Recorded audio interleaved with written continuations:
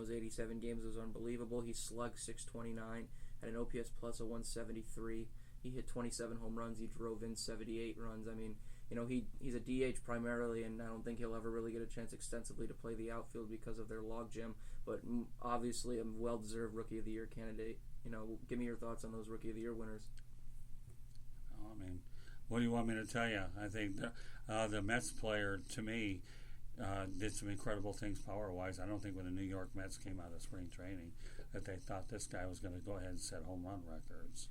But meanwhile, he's done a good job, and I hope that he doesn't get lost in the Mets dysfunction, because you certainly have a player that could wear that uniform and wear it with a lot of pride. And that's a good point, because I was actually thinking about this yesterday. Pete Alonso is a one-dimensional player in my regard, and I mean that with the utmost respect. He gets on base at a solid clip. His on base this year was 358, which if you have an on base for me of 350 or higher, I want you in my starting lineup, because if you can get on base 35% of the time, that means you're doing something right.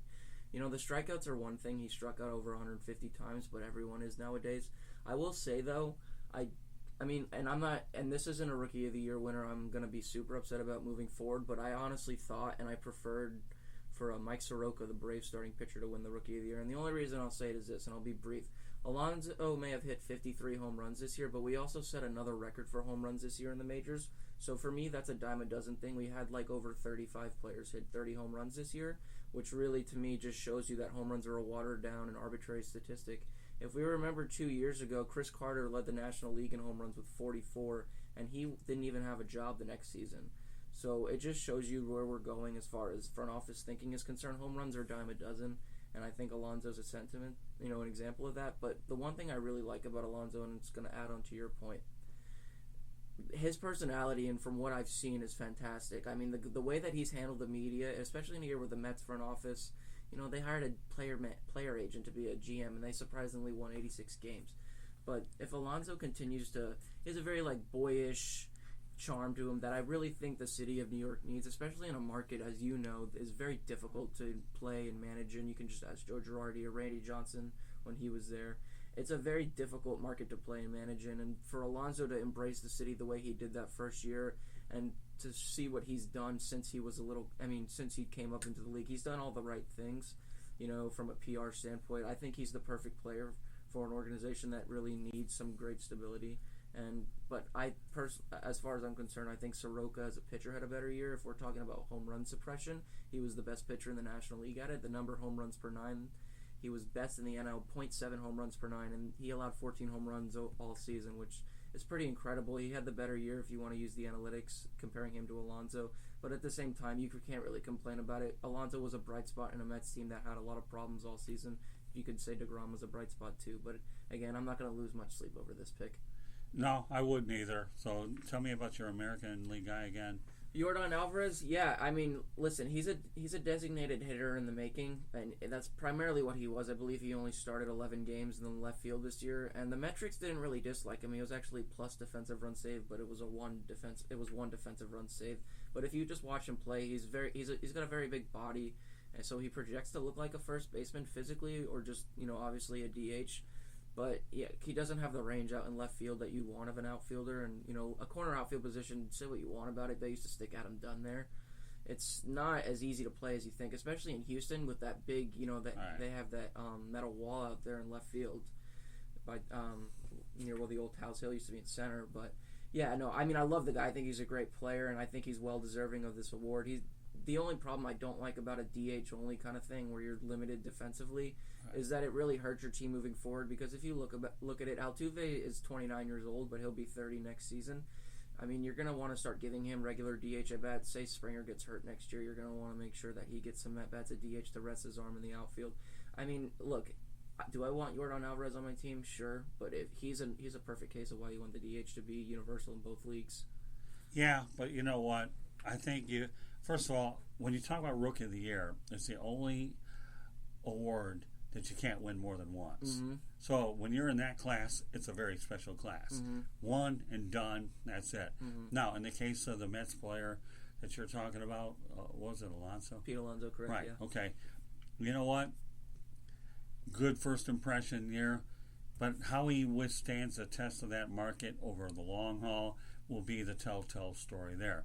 New York fans are tough. They're knowledgeable, but they're tough fans. Okay, I get that. But we'll just have to see how things go in year number 2. Once upon a time, and there still is, there's something called the sophomore jinx. Mm-hmm. So we'll see. In terms of the other guy, I don't think the DH should be a uniform. I personally, if it were up to me, I would go ahead and love to have the pitchers hit. But you do have a little bit of both, where I think that the difference in the rules affects more during interleague play as well as the World Series. Mm-hmm. That's another story. So, it just depends on how you stack your team a little bit in terms of what you're able to do. I remember I grew up in an age where the pitchers hit all the time, but then I think it was in 1973, the early 70s. 73, yeah. Right, Bloomberg. 73, right. Very good. That it became a rule, and it has stayed that way. And, of course, they use it in the minor leagues, and they use it in college, etc. So it has its purpose in the game. You don't want to become too one-dimensional, because I'll reiterate my point. You start playing interleague baseball, some of these guys have to sit and take some bat out of your lineup. Mm-hmm. So the guy does have to go ahead and be able to find a position in the field where he's acceptable. So let's go into a few more of these other awards before we go into a couple of other things. And again, we'll be talking about different things as we go along. Go ahead. All right, so tonight, and all these awards you can find on MLB Network. Coverage starts at 6 p.m. Tonight we have Managers of the Year, and they announce, obviously, in the American League and the National League. And if you don't know the candidates, Scott, I'll read them off to you, because I have them written down right here. So in the National League, you have Craig Counsell of the Milwaukee Brewers, you have Mike Schilt of the St. Louis Cardinals, and you have Brian Snitker, who won the award last year for the Atlanta Braves. And in the American League, you have Aaron Boone, obviously, of the New York Yankees. You also have Kevin Cash of the Rays, who, I think, this show's about disagreements, but we may find some common ground with that name. And Rocco Baldelli of the first-year manager, 38-year-old of the Minnesota Twins. So if I had to ask you, before I interject, who do you think deserves Manager of the Year, respectively, for both of those leagues? All right, well, I have to really admit that Craig Counsell of the Brewers would get my nod. Mm-hmm. Because you're talking about a guy that is trying to make a lot out of nothing in that market. He really is. He lost Corey Knebel at the beginning of the year and had to go ahead and deal with lots of other things. Yeah, I'm well aware of the shoulder surgery. I'm well aware of Tommy John. But I'm talking about Craig Counsell, not the pitcher, okay? Mm-hmm. And, he'll be tested this year. I don't like to see a manager get it 2 years in a row anyways. Mm-hmm. Because, again, baseball, there's so many different variables in there. So, so you've got Snitker, who won it before. Cardinals guy, what was it? Schilt, and they actually had a .635 winning percentage in the second half. That's fine, but that doesn't matter to me. I'm talking, but St. Louis has more resources, is what they do, than the Brewers. Totally, I agree with you. And Atlanta, for that matter, probably has more resources. So I would tend to go towards Craig Counsell. I'll be curious to see what he does next year. Considering his roster, there could be a fair amount of roster turnover as well. And they did actually just trade Chase Anderson, who I thought was a solid starting pitcher in a rotation that really was lacking a good starting pitcher.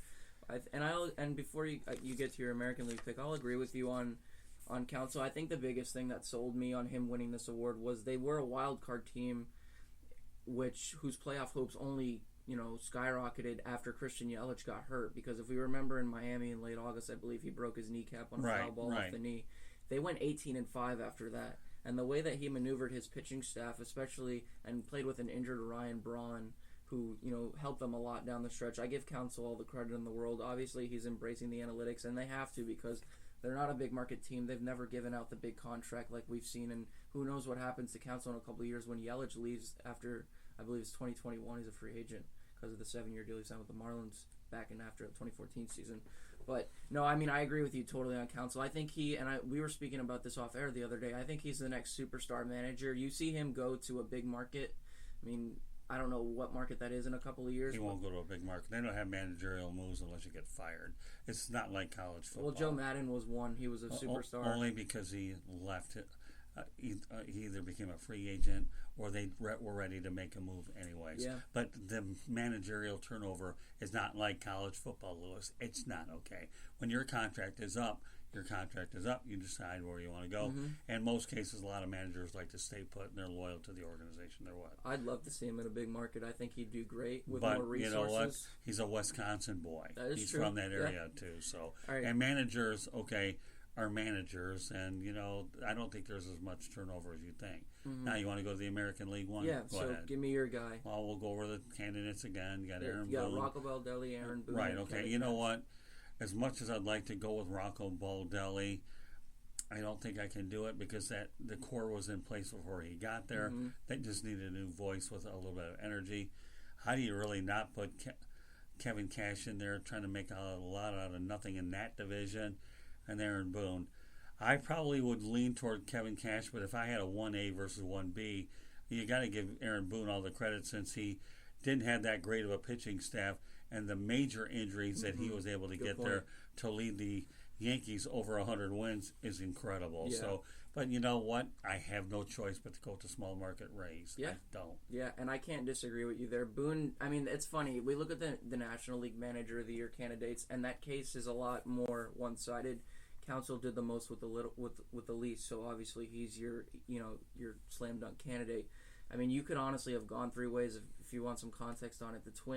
Baldelli was managing Nelson Cruz, who was a year older than him, and then obviously he guides a Minnesota Twins team to hit a record 306 home runs, I believe, or 307 home runs. They won their first AL Central title since the days of Ron Gardenhire in 2010. That says a lot. And then you also look at Boone when helping the Yankees, despite the fact that they've played extensive periods without Miguel Andujar, who hit 30 home runs for them as a rookie in 2018, Giancarlo Stanton, who pretty much was absent the whole year besides 18 games, Aaron Judge, who missed an extensive amount of time.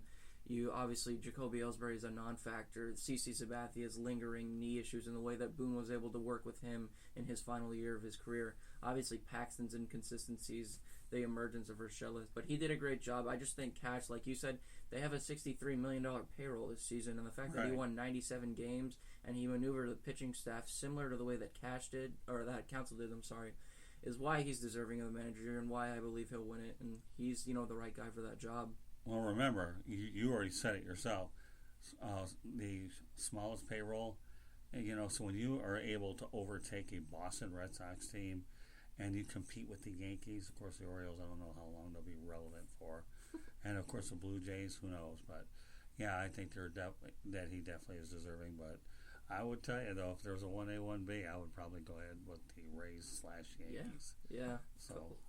So, yeah, I mean, again, you can't really argue with any of those picks. I think that's maybe the one thing we'll agree upon the most in this first show. But speaking of that, you want to move on to the MVPs? Go ahead. All right, so... But you have to, with me, though, since I'm an old geezer, you have to break it down very one at a time, I will. All right, so we have, after the Manager of the Year award, we have the MVP, which is the final award. We have Cy Young, but we'll touch on that later because I was a pitcher in high school, so you know what? I was a catcher. There you go, battery mate right there. There you go. There's obviously a bigger connection than we anticipated. So, all right, so the National League MVP, we'll start with the candidates there. You have Cody Bellinger, and I'll list their WAR because I think that's important. Cody Bellinger, 9 WAR this season. Anthony Rendon of the Washington Nationals. Christian Yelich of the Milwaukee Brewers. Now, I'll preface this to you, and I'm sure you already know this. These awards are voted upon after the end of the regular season. Right, so, I know. I'm very well aware of that. So postseason has no merit. So you got Bellinger, you got the... Rendon, who posted 6.5 Baseball Reference WAR, and Christian Yelich, 7.1. If you had to take a pick, who is your MVP? I would go with the Washington player. I would. Because of the fact that he is a young guy, and when Bryce Harper left, everybody thought that the Nationals... ship would sink. Quite the contrary. Bellinger will probably win it, okay, because obviously you have an LA market that has 9 million people voting in it, and they won a lot of games during the regular season, which you stated, as I've known, is a regular season award. But if it were me and I were voting, I would go with the Washington player. So this is, and it doesn't hurt the fact that they ended up winning a World Series, even though it was voted ahead of time. So this is what works in the favor of Bellinger, and this will give me a little bit to touch briefly on stats. Bellinger's offensive numbers were great. His slash line, which is your average, your on base, and your slugging percentage, was 305, 406, and 629. So if you slug above 600, you're pretty much near a shoo-in to win the MVP award. His OPS, which is your on base and your slugging, was 1034. I was second to Yelich, but Yelich did, like I said, miss some time due to injury. What Bellinger's case is really aided by, and he had, I have it right here, he had 6.3 offensive WAR, or 6.6, I'm sorry. Bellinger's defense is really the separator, and I think the MVP should be voted upon on factors other than defense. Rendon as a defensive third